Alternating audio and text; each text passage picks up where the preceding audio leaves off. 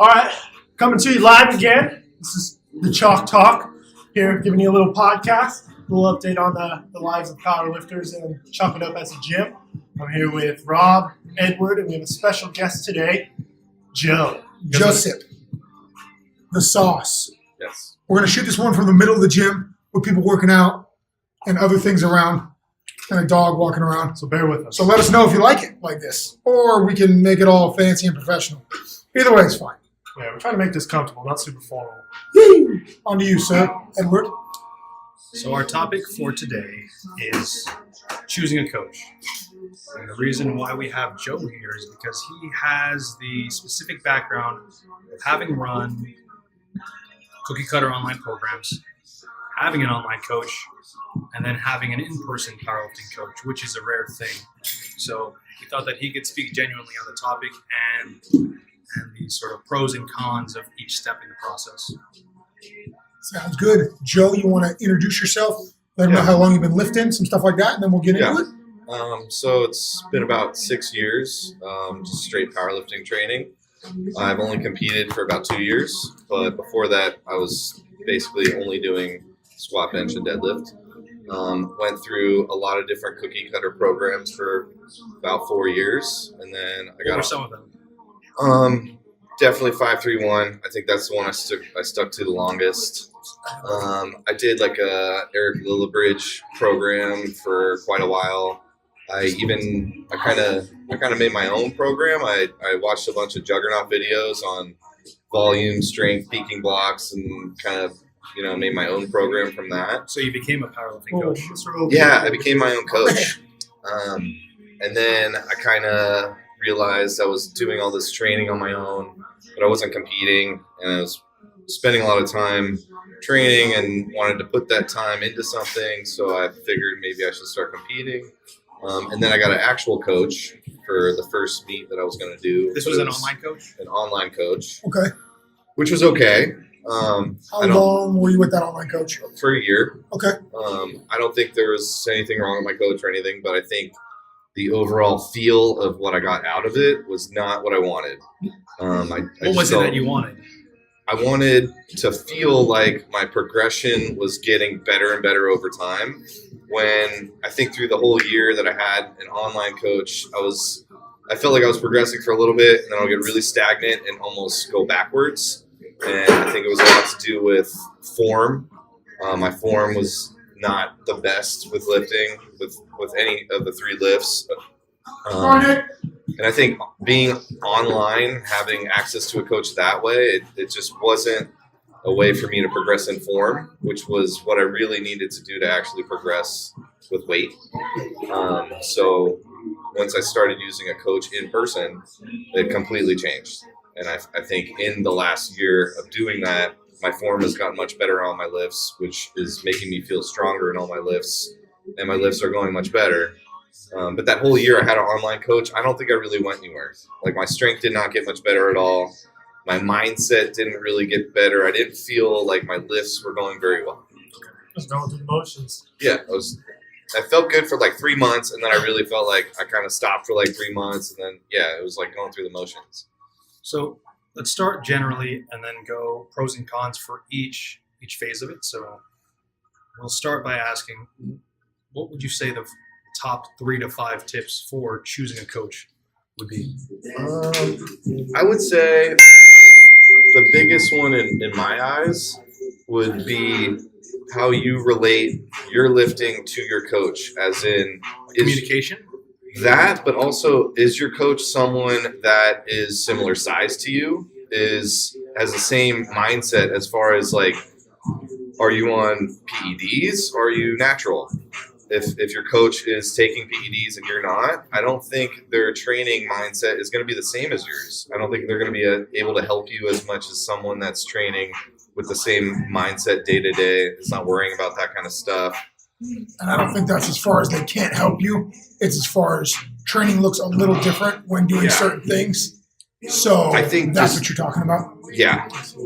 But I think it's big to have a coach that their mindset, and when they go into the gym every day, when they're training, is similar to your goals, similar to what you're doing. I think that's big.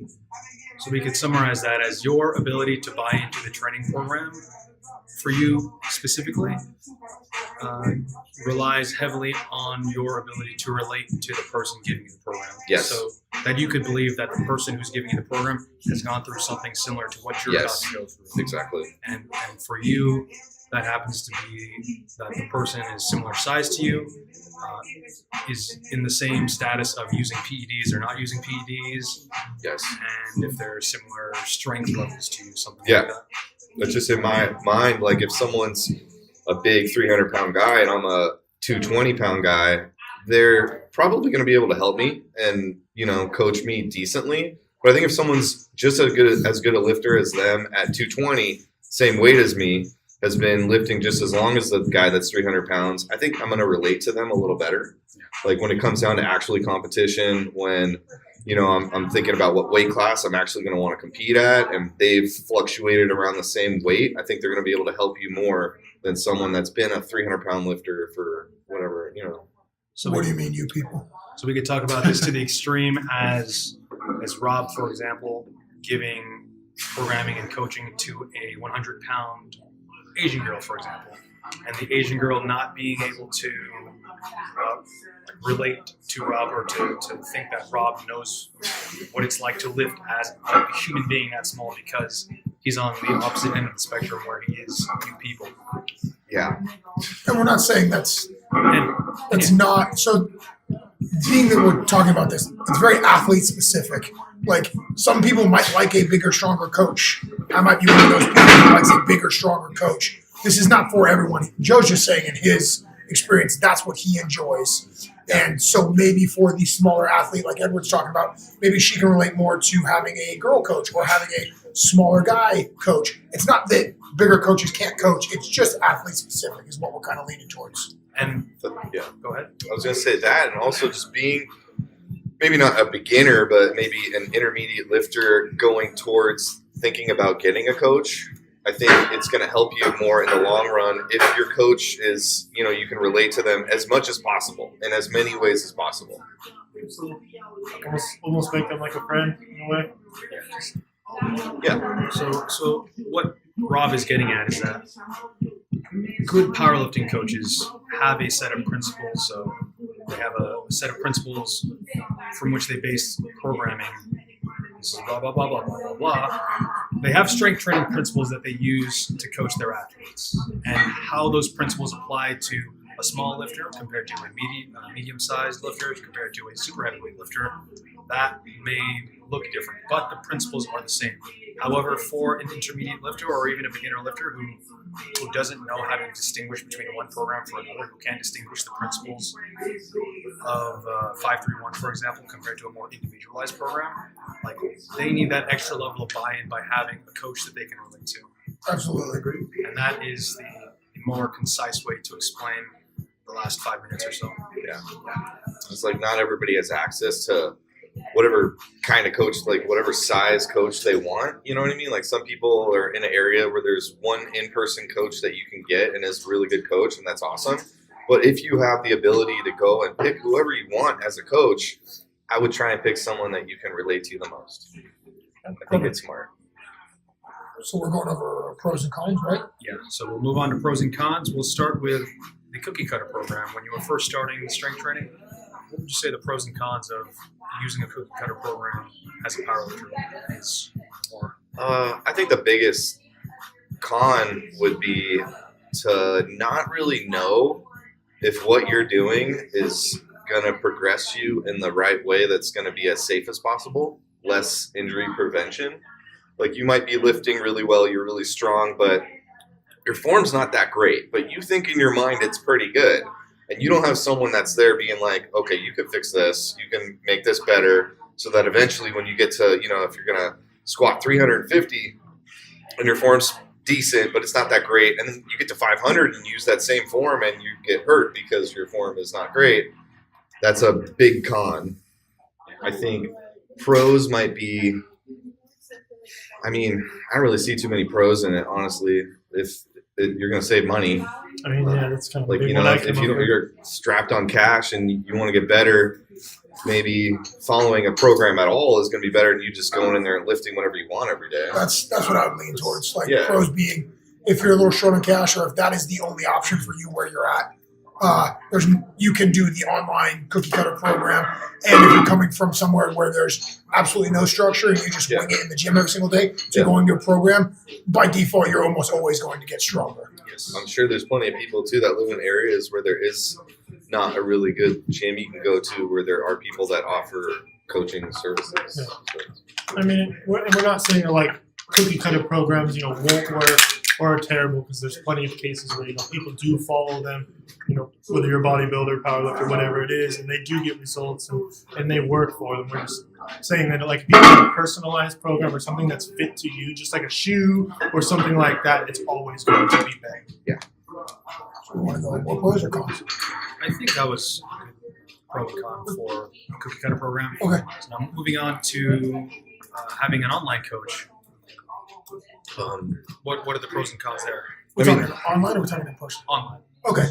obviously, it's better than doing programs where you're just kind of picking and choosing what you're doing on your own, because you can have someone that's seeing your progression and adapting to how you're progressing. They can switch things if you're not doing that well with something, or like if everything's too easy, they can make it a little harder, but not too hard to where you're going to progress and hurt yourself. And it's definitely a pro to cookie cutters, but still, I think there's a lot of cons to it too. Kind of following you along the way, almost. Yeah.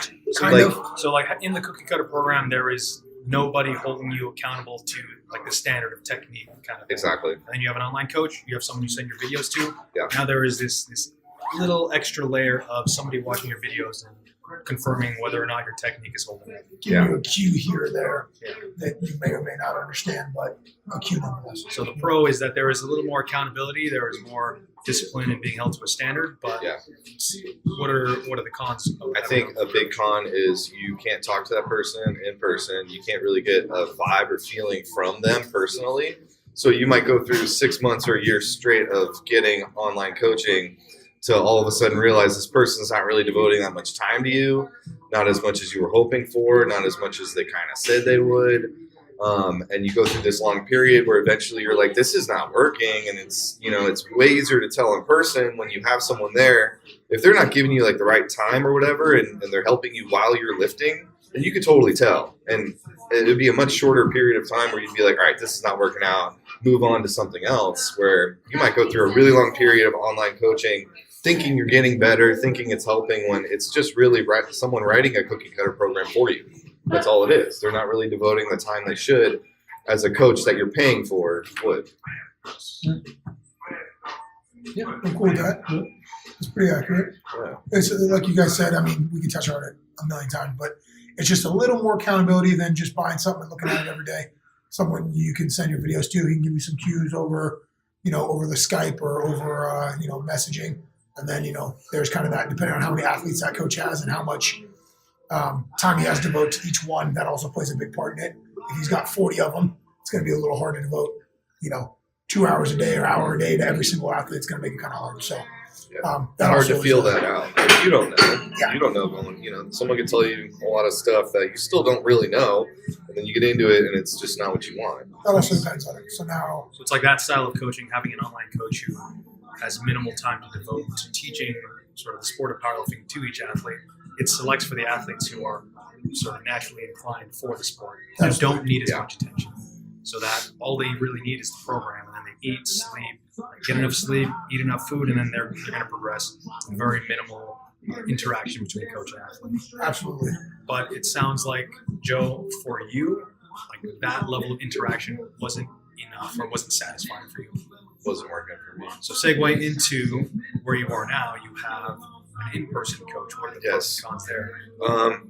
It's just definite pro is to having someone that can evaluate you in person, what you're doing while you're lifting, and give you cues that are going to help you. Because everybody's different. Some things that your coach might tell you is not going to work for everybody else, but they know that, and they can give you the tools that you need to get better at a good pace. That's, you're not going to get hurt. And yeah. What about any cons? Cons, I mean, I think it's like once you go from cookie cutter to online to in person, I don't think there really is a con to doing that. That's like the best thing you can do for what you're doing in powerlifting. Let's say if we're going to talk about any cons of that, it costs you a little more money. That's about it. Everybody's worried about a little bit of money. Definitely. And it costs you a little bit more money to do a program and have some sessions with one-on-one with your coach to make sure things go right. But that all depends on how you see the value in things. If you see the value in getting better, getting stronger, putting a little bit of your hard-earned money towards that, then that kind of overrides that. Yeah, there's no con to that. I feel like if money's a thing, then it can get a little annoying, paying a lot of money to get a little better at something. But if that's what you want to get better at, and that's what it takes, then you got to do that. And I feel like I would say that is less annoying than spending a year on a program and not really feeling like yes, it's like how much is it worth it to you? If you're not really serious about lifting that much, then maybe you shouldn't do that. But if you're a serious person in lifting and you want to get better, that is the best thing you can do for sure. Yeah, do something. Don't half-ass it, I guess. So, in your experience having in-person coaching here at Chalk It Up, what would you say the most important things you've learned in the sessions are? Or what are the most important pieces of training you've come to understand? I would say mostly for me it has to do with ego. I mean, everybody has an ego to where they want to push as much weight as possible, and they think they know how much weight they can push on a given day, and they want to do that when they really shouldn't. And it's just dialing it back to be conservative in your lifting, but knowing when to push it to get better. I like that. Like there's a certain amount of like push you should give into your training that will make you better in a safe way. Because one little injury and you're done. You can't do anything else after that. But if you're not pushing yourself hard enough, you're not going to get anywhere. But if you push yourself too hard, you're going to get hurt. So you got to kind of feel out that level of where you should be, in your training. And be conservative, but push yourself. And your coach can help you with that. Like if it's an 8 RPE and you grind it up and almost die. It's like some people might be thinking on their own without a coach that, they want to do like RPE training and then they're doing an RPE 8 that's really like a 9.5 all the time. And over time, that's going to hurt you big time. It's like when you do that once and your coach lets you know, and you're like, oh shit, maybe my training is not where it should be. And my RPE 8 is a 9.5, so maybe I should dial it back next week. And you keep doing that over time, making smarter and smarter decisions.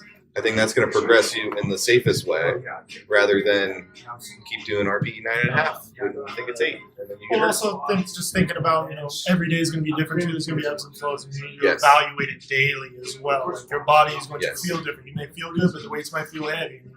I think it's hard to be accountable for that in your own mind. Yeah. When you have someone else watching you often, and they could see one week you look really good squatting, and the next week you don't look that great, but in your mind you're like, oh, I can still push a little bit more weight when I'm supposed to, and then your coach is going to be like, you don't look like you're squatting like you did last week. Maybe we should just dial it back down a little bit, make sure that your training is where it should be as far as, like the intensity you're using. I'm big on getting a coach, an in-person coach. If that option is available to you where you're at, wherever that may be in your training, I think the in-person coach thing is a big thing. And, whether it's doing sessions with them every single week or once a month or whatever it may be, it's someone that it's an outside pair of eyes that can check on you, work on your form, work on things like that. And maybe there's little cues that you're missing that they can help with as you guys kind of go. So I would definitely lean towards it if that's something that's available for you. But, I see a lot of people do the online thing, switch to in-person coaching, and then get a lot more out of in-person coaching.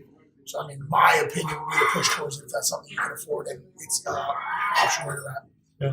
If I can touch on something, just because I went through this, there's a lot of people out there who are, coaches themselves or trainers themselves, and they have the ability to write a program for themselves and understand, how to adjust it accordingly day to day. And me just going through this, it's harder to hold yourself accountable, for some people when you're writing your own program. And it's, just like they were saying, having an outside set of eyes, it's harder to critique yourself than it is having someone look at you and critique you from a different perspective. And I actually just went back from programming for myself, giving it a try. And like Joe, I'm coached here by Edward, and having someone else to kind of do the dirty work for you while you're doing things for other people is very, very helpful, and can kind of lighten the load for you mentally and physically. So I summarize, what are the pros of having an in-person coach? As they teach you how to train. So what is gauging an RPE, not overshooting, not going to a 9.5 every single time? That is knowing how to train. Yeah. Like being given a set of instructions in your program and knowing how to execute those instructions. So having a training program, having a cookie cutter program, having an online coach, it has this underlying assumption that you know how to train. And when given a set of instructions, you can execute that accurately. And what having the in-person coach does, it teaches you how to execute the program or how to execute the training. And then, so for example, after Joe has gone through like months and months of in-person coaching, he knows how to train now. So he could transition to something just like a monthly program where he doesn't get any coaching at all, because we're confident that he knows what the technique in the squat, bench, and deadlift are, how to adjust the programming if he's not sleeping well or eating well, so that he can still train well. And like knowing how to distinguish between that and it's like, oh, I have numbers, I have to hit it every time. Ego's taking over, and sort of training goes to shit. Absolutely. Good. Yeah. Any concluding thoughts? I feel like just adding to what you just said, one of the biggest things that for me would be injury prevention that you can get out of a coach, because I went through a few years of doing cookie cutter programs, and I was getting stronger, and then I would get to the point where something would hurt, and then I would have to kind of backtrack, and then I would get stronger again, and I would basically go from like a 405 deadlift in like a year or two of training to like a 500 deadlift, and then I would get hurt because I wasn't bracing right, my form was not the best, and then I would kind of backtrack back to, and I would never get anywhere past a 500 deadlift the first 4 years of training. It's like you can totally negate all that and stop getting hurt if you have someone that's going to hold you accountable for things that you're doing wrong. And what is injury prevention? So just dosing training correctly? Maybe? Yes. That Intelligent and form, program design. and having the right form for you. And we can certainly talk about that in a future episode. Yes. The difference between I think biomechanics versus program design. That should be our next one. But I think since we're going to have the clinical athlete powerlifting cert here, Absolutely. Quinn would not want us to call this injury prevention. He would like to call it injury risk reduction. Yes, there you go. We can never truly prevent injury. Totally. We can simply Totally. reduce the chance. Reduce the risk of that happening. But we can never truly like eliminate that. Things are going to happen when you keep lifting more and more weight, heavier and heavier, and even if your form's perfect. So you just got to know that in the back of your mind and do the things you can do to prevent the risk. But get better. To minimize the risk. Minimize the risk. Booyah. Minimize the risk. Booyah. Let them know where they can find you. Max. All right, here at Chalk It Up, one, you can find us here at the gym, Chalk It Up in Cotati. Personally, for me, you can find me on Instagram at _Coximus_. Rob? Find us here. That's it. You just got to come here. And you can find me on Instagram, The Great White Rhino. Edward? Find me on Instagram at JR Joe, let them know. I'm on Instagram too. It's Joe the Sauce. It's not sauce because I take sauce. It's because my last name sounds like marinara sauce. Booyah. Wrap it up with that. Take care. Come in. Yes. Check it out. We'll see y'all later. Good one, guys. I'm getting too old for this. We still went way too fucking long. God damn it. Oh, 20 minutes? Yeah, it is 20 minutes. I was watching the clock. Motherfucker. 20 minutes is good. 24. I think he may have. Wasn't that bad. I think my laptop may have went to sleep. Oh, God. Oh, it's still recording. Okay, we're good. I was like this.